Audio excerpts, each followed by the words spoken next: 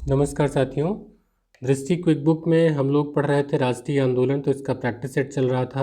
बड़ा practice set है, तो 50-50 क्वेश्चंस का लेकर के हम लोग यहाँ पर सेट आए हुए हैं। 50 क्वेश्चन तक हो गया था, आज 51 से हम लोग इसको आगे कंटिन्यू करेंगे। तो दृष्टि क्विक बुक में जो क्वेश्चंस दिए गए हैं, अच्छा क्वेश्चन सेट है, आए हुए क्वेश्चंस हैं, बहुत इंपॉर्टेंट होगा आपके लिए। थोड़ा सा पढ़ेंगे, इसके बारे में डिटेल जानेंगे और जहाँ ज़रूरत होगी उसको डिस्कस भी करेंगे। आंसर मैं बताता चलूँगा, अगर नीड होगी तो चारों विकल्प पे बात करेंगे, अदरवाइज़ मैं सीधे आपको आंसर बताता चलूँगा। उम्मीद करता हूँ कि आपको पसंद आएगा। आइए देखते हैं पहला क्वेश्चन।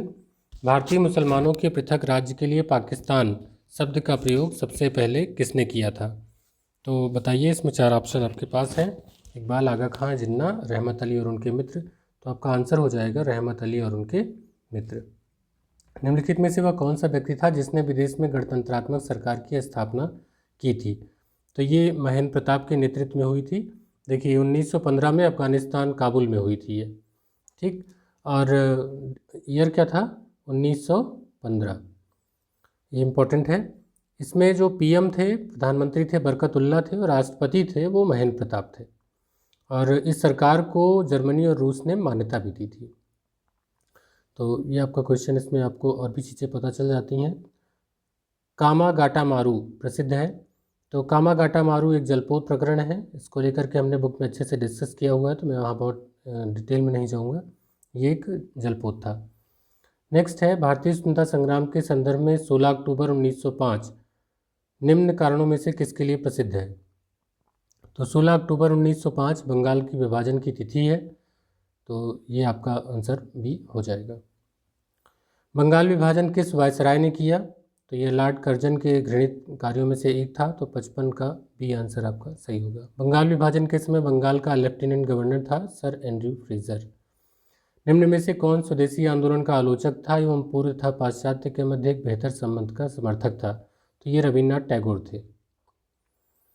बंगाल में ब्रिटेन की वस्तुओं के बहिष्कार का सुझाव सर्वप्रथम किसने दिया था? तो कृष्ण कुमार मित्र ने। 1938 में भारतीय राष्ट्रीय कांग्रेस के अध्यक्ष निर्वाचित हुए थे सुभाष चंद्र बोस। ये हरिपुरा का अधिवेशन था और सुभाष चंद्र बोस में निर्वाचित हुए थे। बाद में इसी के बाद 1939 में त्रिपुरी संकट आता है, जहां पर वो पट्टाभी सीतारामैया को पराजित करते हैं। नेक्स्ट है, स्वदेशी तथा बहिष्कार पहली बार किस घटना के दौरान संघर्ष की विधि के रूप में अपनाए गए थे? तो ये बंगाल विभाजन के विरुद्ध आंदोलन में।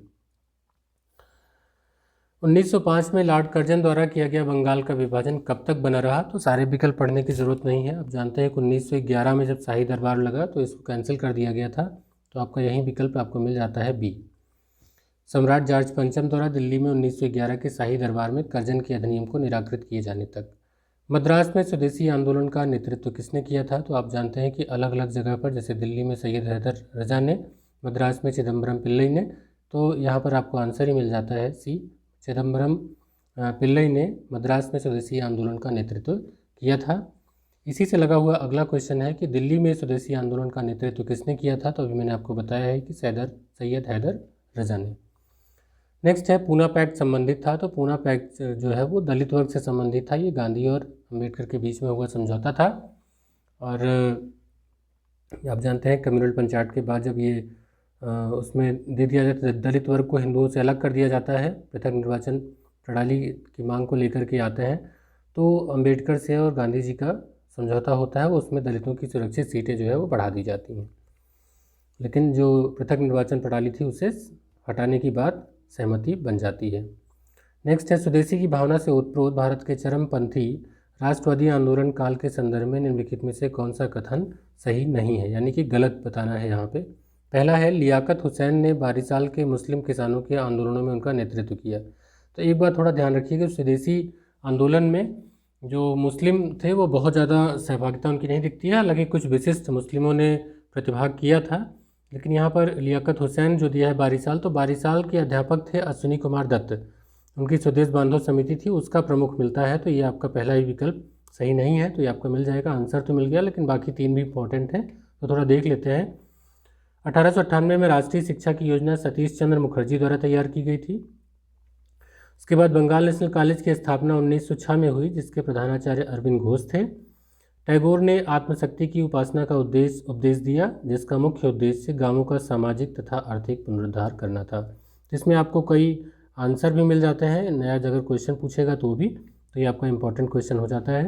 नेक्स्ट क्वेश्चन देखते हैं, स्वदेशी आंदोलन के संदर्भ में निम्न में से कौन सा कथन सही नहीं है। स्वदेशी आंदोलन देखिए अपने आप में कई क्वेश्चन समेटे हुए हैं, इसमें से पूछा है कौन सा गलत स्टेटमेंट है, सही गलत का ध्यान रखना है।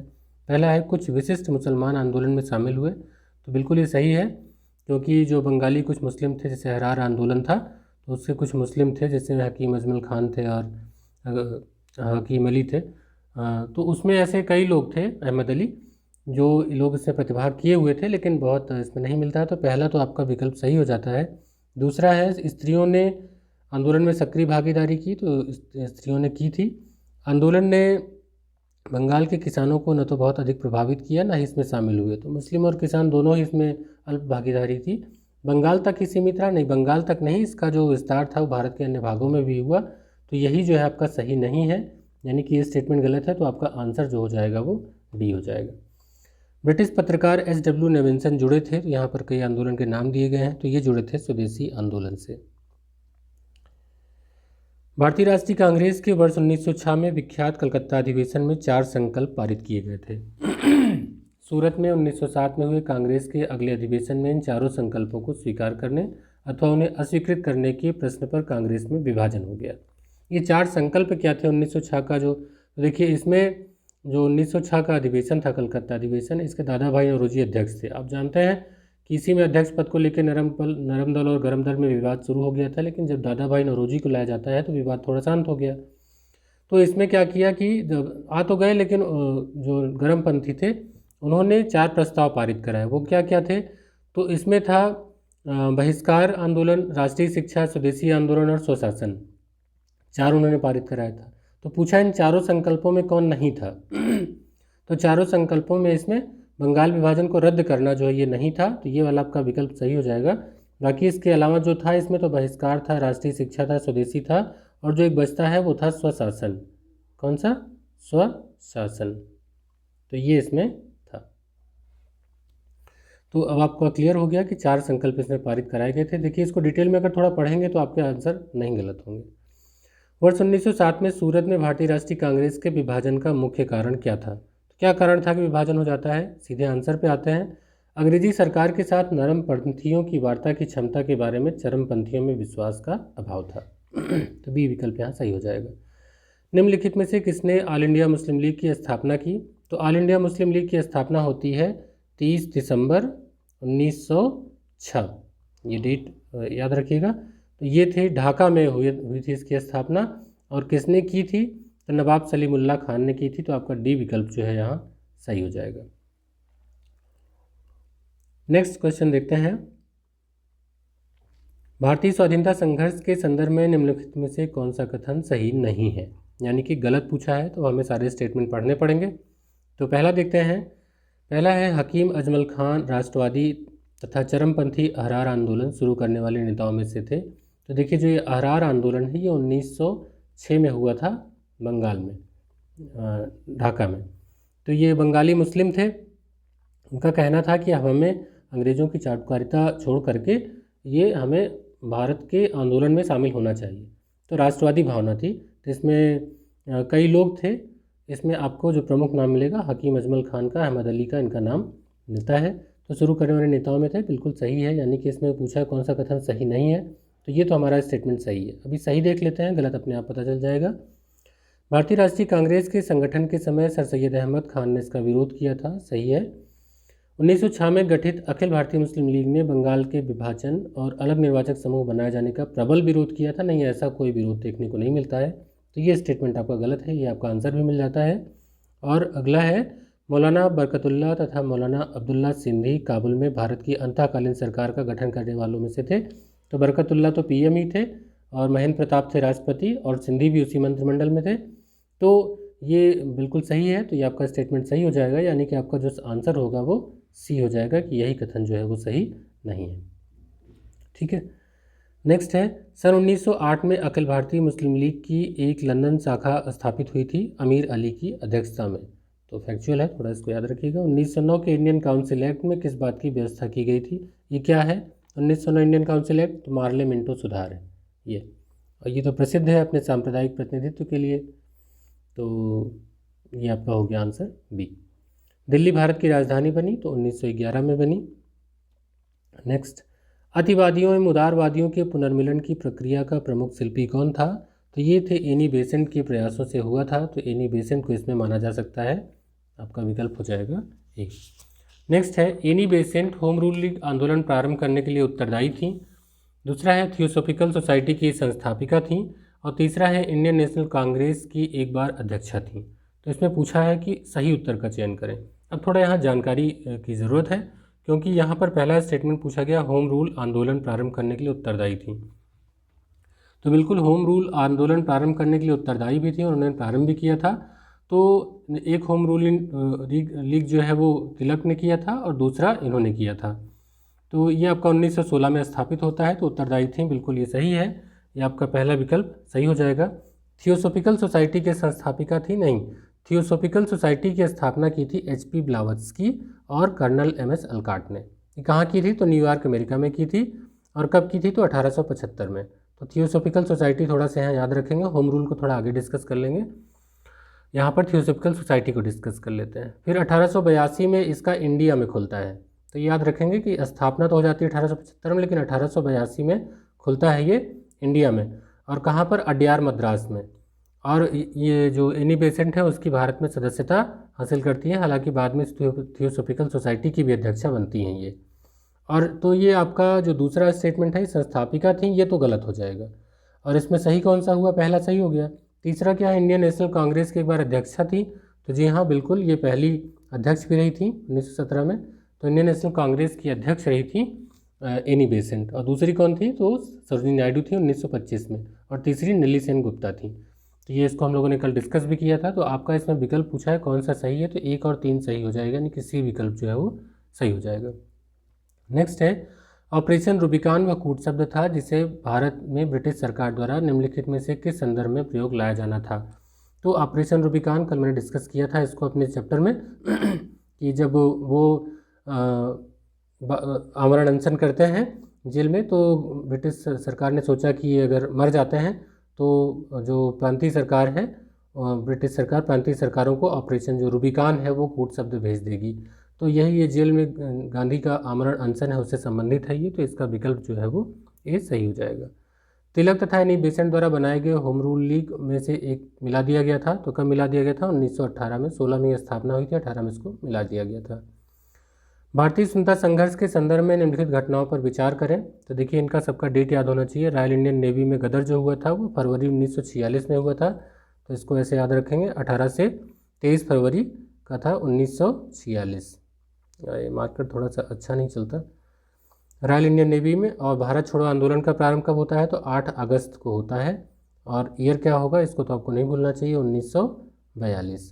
तो ये होता है 1942 में। और जो द्वितीय गोलमेज सम्मेलन है, द्वितीय गोलमेज सम्मेलन जो होता है वो 7 सितंबर से 31 दिसंबर 1931। तो यानी कि जो आपका रॉयल इंडियन नेवी में होता है 1946 में होता है, और जो आपका भारत छोड़ो आंदोलन होता है 1942 में होता है। तो अब बताइए कौन सा पहले आएगा? तो आसानी से आपको दिख गया कि पहला द्वितीय गोलमेज सम्मेलन आएगा, उसके बाद जो है भारत छोड़ो आंदोलन का प्रारंभ, फिर रॉयल इंडियन नेवी में गदर। तो ये आपका हो गया 3, 2, 1, यानी कि आपका विकल्प सी सही है, यानी यहाँ का आंसर आपको सी मिल जाता है। नेक्स्ट है, गांधी की सत्याग्रह रणनीति में निम्नलिखित में से किसे सबसे अंतिम स्थान प्राप्त है? तो गांधी जी हड़ताल को सबसे अंतिम स्थान रखते थे, पहले तो वो उपवास को ही रखते थे। गांधी जी के अनुसार हिंसा का क्रूरतम रूप है, तो गरीबी का जो स्थायित्व था उसको हिंसा का क्रूरतम रूप मानते थे। दक्षिण अफ्रीका के किस रेलवे स्टेशन पर गांधी जी को ट्रेन से बाहर निकाला गया, फेंका गया? तो इसे पीटर मारिट्सबर्ग। नेक्स्ट है, के गांधी ने निम्नलिखित भारतीय राष्ट्रीय कांग्रेस के अधिवेशनों में निम्न में से किस एक में सर्वप्रथम प्रतिभाग किया था? तो ये था कलकत्ता का अधिवेशन 1901। बहुत इंपॉर्टेंट है और ये क्वेश्चन 2 बार पूछा भी जा चुका है, 2003-4 में। और आपको लगेगा कि 1915 में भारत में आए थे, लेकिन उससे पहले ही वो कलकत्ता अधिवेशन में 1901 में वो प्रतिभाग कर चुके थे। और इसके जो अध्यक्ष थे तो वो थे दिनसाई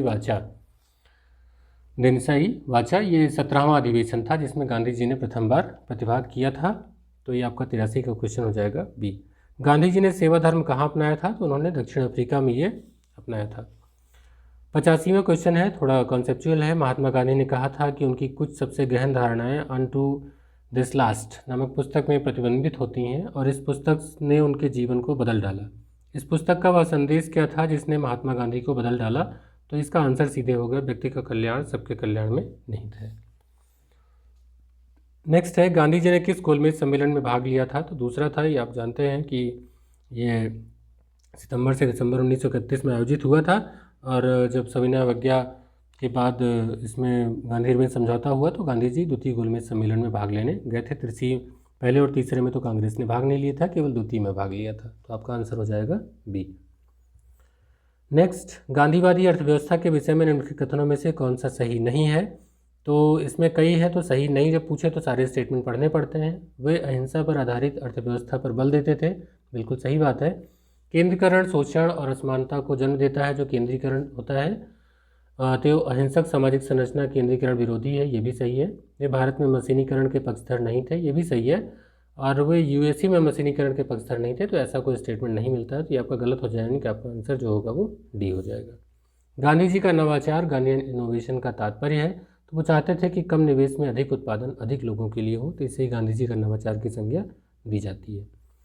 कौन सी घटना सबसे पहले हुई? तो इनके अगर आपको सबको ईयर पता होंगे तो आपको दिक्कत नहीं होगी। खेड़ा सत्याग्रह था 1918 में और असहयोग आंदोलन था आपका 1 अगस्त 1920 को शुरू होता है, 1 अगस्त 1920 को। और सविनय अवज्ञा आंदोलन आपका 6 अप्रैल 1930 को होता है, मैं 30 लिख दे रहा हूँ, 1930। और जो चंपारण सत्याग्रह है तो ये आपका होता है 1917 में। तो अब इसमें आप क्रम लगा लीजिए, आपका गलत नहीं होगा। तो ये क्रम भी अब लगाने को आया होता तो भी आप कर लेते। जिसमें सबसे पहला होगा आपका चंपारण सत्याग्रह होगा, यानी कि डी विकल्प जो है वो सही हो जाएगा। चंपारण जनपद में तिनकठिया प्रथा का तात्पर्य था, तो तिनकठिया का मतलब था किसानों द्वारा 3/20 भूभाग पर नील की खेती करना, यही इसका विकल्प हो जाएगा, पहला सही हो जाएगा। जलियांवाला बाग जनसभा के नेताओं की गिरफ्तारी के विरोध में आयोजित की जा रही थी, तो डॉक्टर किचलू और सत्यपाल के गिरफ्तारी के विरोध में इसको आयोजित किया गया था। निम्न में से कौन फरवरी 1918 में स्थापित उत्तर प्रदेश किसान सभा की स्थापना से संबद्ध नहीं था? तो इसमें 3 लोग थे, गौरी शंकर मिश्र, इंद्र नारायण द्विवेदी और मदन मोहन मालवीय। जवाहरलाल नेहरू इससे संबद्ध नहीं थे। वह प्रदेश कौन था जहां बाबा रामचंद्र ने किसानों को संगठित किया? तो अवध के ही थे बाबा रामचंद्र, तो 93 का ए आंसर सही हो जाएगा। अवध के एका आंदोलन का उद्देश्य क्या था? तो लगान का नगद में परिवर्तन करना इनका उद्देश्य था। वह कौन जगह थी जहां अखिल भारतीय किसान सभा का पहला अधिवेशन हुआ? तो अखिल भारतीय किसान सभा का अधिवेशन जो है वो लखनऊ में हुआ था। इसकी डेट याद रखेंगे, इसकी डेट 11 अप्रैल 1936, ये इम्पॉर्टेंट है। और इसके अध्यक्ष कौन थे? तो स्वामी सहजानंद सरस्वती थे। अखिल भारतीय किसान सभा का पहला अधिवेशन कहाँ हुआ था? तो लखनऊ में हुआ था। स्वामी सहजानंद सरस्वती ने भूमि और जलमार्ग के राष्ट्रीयकरण की मांग के साथ अखिल भारतीय संयुक्त किसान सभा का गठन किया। देखिए इसका जो आंसर मिलता है ज़्यादातर, चूँकि अखिल भारतीय संयुक्त किसान सभा का गठन तो 1936 में हुआ था, 1929 में उन्होंने बिहार में किया था स्वामी सहजानंद सरस्वती में। तो 30 का दशक जो है वो थोड़ा सही यहाँ पर सही लगता है, लेकिन कई जगह पर आता है उनकी मृत्यु से ठीक पहले, मृत्यु 1950 में हुई थी, इसका विकल्प यहाँ भी मिलता है। थोड़ा मुझे डाउट में है, चूँकि दृष्टि ने इसका आंसर उनकी मृत्यु से ठीक पहले दिया हुआ है, तो जो कि मुझे कुछ ठीक नहीं लग रहा। तो इसका विकल्प अगर आप चाहें तो आप देख लें। वैसे जो ऑथेंटिक जो टेक्स्ट बुक से भी मिलता है, जो textbook.com से, उसमें भी मिलता है कि 1930 के दशक में है।